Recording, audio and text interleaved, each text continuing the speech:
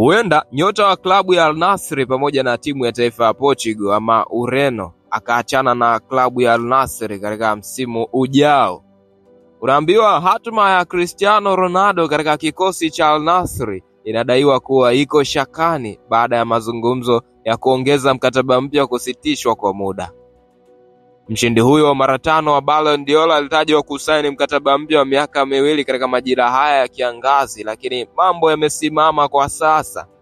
Mkataba wa Cristiano Ronaldo unatarajiwa kumalizika mwishoni mwa msimu huu, lakini kwa mujibu wa tovuti ya Marca, mazungumzo ya kuongezeka mkataba yamecheleweshwa kufuatia kiwango kibovu kilichoonyeshwa na klabu ya Al Nassr msimu huu ambapo wamemaliza bila taji lolote.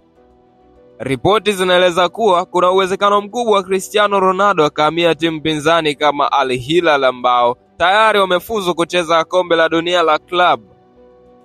Al Nassr wamepoteza matumaini ya ubingwa na sasa wameshuka hadi nafasi ya 3 katika msimamo wa ligi ya Saudi Pro League baada ya kupoteza mchezo 3-2 dhidi ya vinara wa ligi Al Ittihad Jumatano iliyopita. Taarifa zinaeleza kuwa viongozi wa klabu ya Al Nassr hawakupendezwa na tabia iliyoonyeshwa na Cristiano Ronaldo baada ya kipigo hicho dhidi ya Al Ittihad. Nyota huyo mwenye umri wa miaka 40 aliondoka uwanjani kwa hasira na inadaiwa alirudi nyumbani akiwa bado amevalia jezi alizocheza nazo mechi hiyo.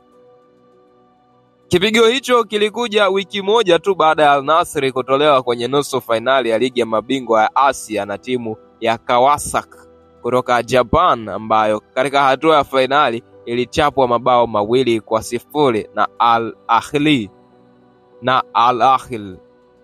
Mabosi wa Al Nassr na Cristiano Ronaldo wote kwa sasa wanatafakari upya mustakabali wao, ikiwa inafaa kuendelea kuwa pamoja au kila mmoja achukue upande wake, kila mtu achukue 10 zake.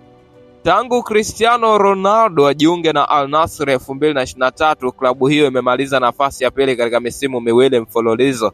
Nyota huyo wa zamani wa klabu ya Manchester United na Real Madrid na klabu zingine kama Juventus anaweza kushawishika kukubali kujiunga na timu mpya ndani ya Saudi Arabia, Saudi Pro League. Licha ya mustakabali wake kuwa na sintofahamu, mtoto wake aitwaye Cristiano Junior amekuwa na wiki bora sana.